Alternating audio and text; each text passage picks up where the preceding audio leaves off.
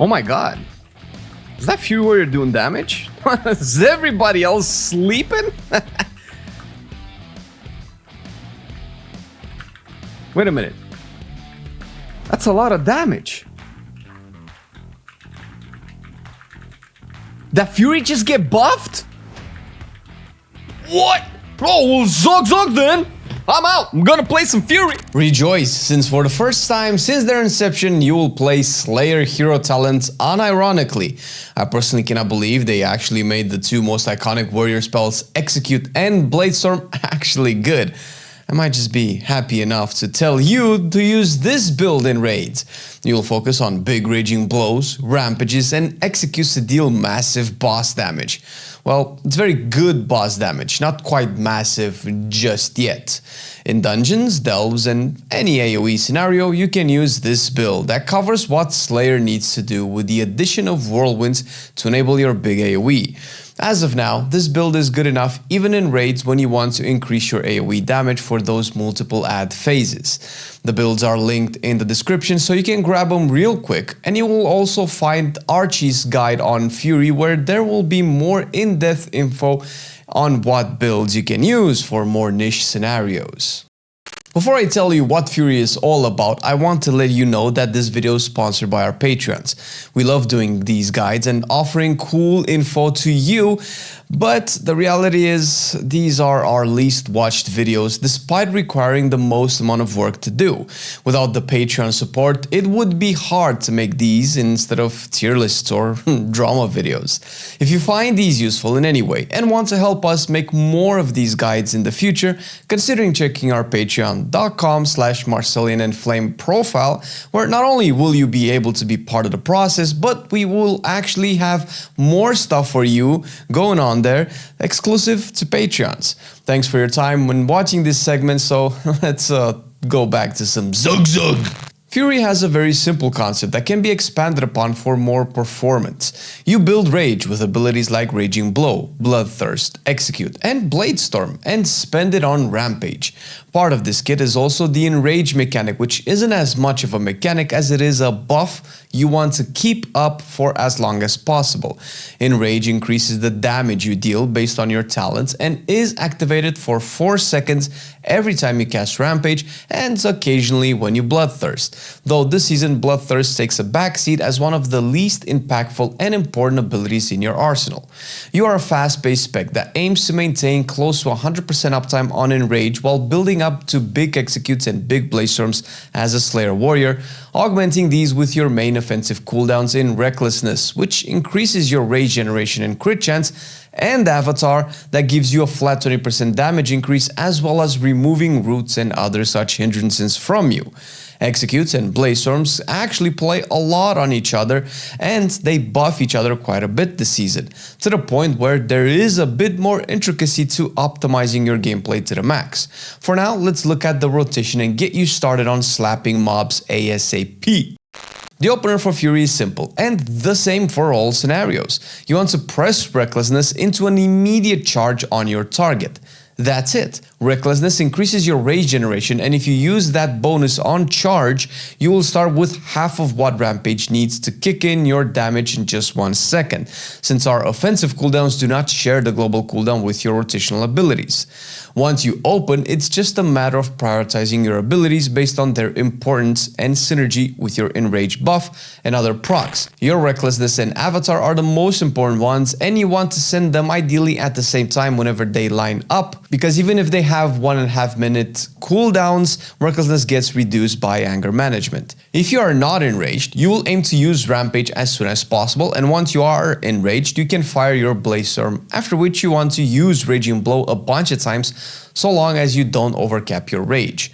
Raging Blow will buff your Rampage damage, so once you reach your max rage or close to it, you'll fire that empowered Rampage again. Past this, the most important abilities to throw out if you considered everything I said so far will be Raging Blow again, Rampage, Executes, when they become available either through sudden death, procs, or simply a low HP target. Thunderous Roar if you are enraged, Bloodthirst if everything else is either on cooldown or not available, and fill in with Whirlwinds otherwise. The goal is once again to use your main offensive abilities as quick as possible while making sure your big hitters hit when you can empower them as much as possible, aka Enrage for Bladestorms and Roars, and Rampage with the Slaughtering Strikes buff. We track all of these for you in our Fury Weekar if you want to make your life easier, more on that at the end of the video.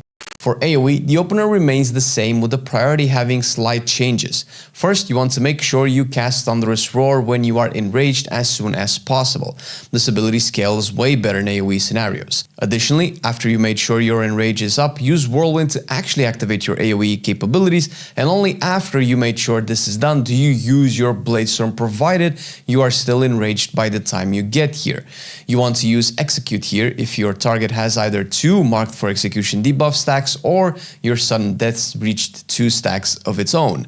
Once again, our Warrior Weekar will help you with this because this is the world we live in with modern WoW. But listen, if you want to keep it simple for yourself, if Execute can be pressed, press it, since it also reduces the cooldown of your Bladestorm. Still use Raging Blow to pump your next Rampage, which you use to make sure you don't reach max rage. After this, the priority remains the same, with Raging Blow not really being a filler ability anymore, because you get so much rage from other sources as well that you would be casting more Rampages anyway, plus Raging Blow will proc your tier set. The way of the Zug is something we appreciate here at Marcelian&Flame, and we embodied it in our stream, twitch.tv/Marcelian&Flame. I play all specs we make guides for and chat with you about them. So hop on and say hi, and maybe you have a question or two I can help you with. Stances are not often discussed in warrior conversations since they became an afterthought in recent years. However, defensive stance remains a solid option to reduce damage taken when nothing else is available. Obviously, you don't want to spend a lot of time in it since it reduces your damage quite a bit, but it's better than dying or emptying your healer's mana because you keep taking big hits for some reason.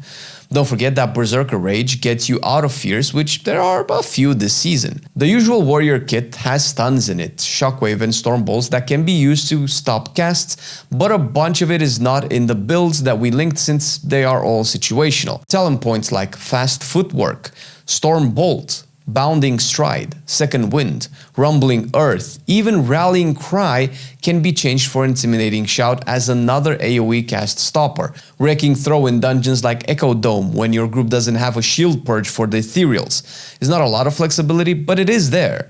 Rallying Cry is also a laughable defensive that you can get rid of in favor of more crowd control as well in 5-man content. Experiment based on what your group needs and what you also use in combat. There's no real point in taking Rallying Cry if you always forget to use it, so you can move that talent point into something you do know you are pressing actively, at least in dungeons. In raids, Rallying Cry ends up being a bit better since the large blanket HP for the entire raid translates into more value than what you get in dungeons, where your HP spikes for triple the amount of what Rallying Cry offers you, at least. When you gear, your most important stat is Strength, which translates into eye level for the majority of the items. Past this, you want as much mastery as you can, with Haste being your other secondary stat to aim for. Versatility and Crit are at the bottom this season. This is the general priority you can follow that can serve you well, but simming your class is the most correct way, and if you are not sure how to do that, try catching us live where I do it regularly and can teach you the process. The tier set this season will clearly have Slayer benefits since actually all tier sets change based on your hero talents. The 2 set piece for Slayer increases the value of Execute, especially when the target has Overwhelmed on it, which I didn't mention so far since if you play correctly and consistently, then this debuff will never drop from your enemies and it will reach max stacks within the first few seconds of combat when you use Bladestorm. So not something that you have to go out of your way to make happen.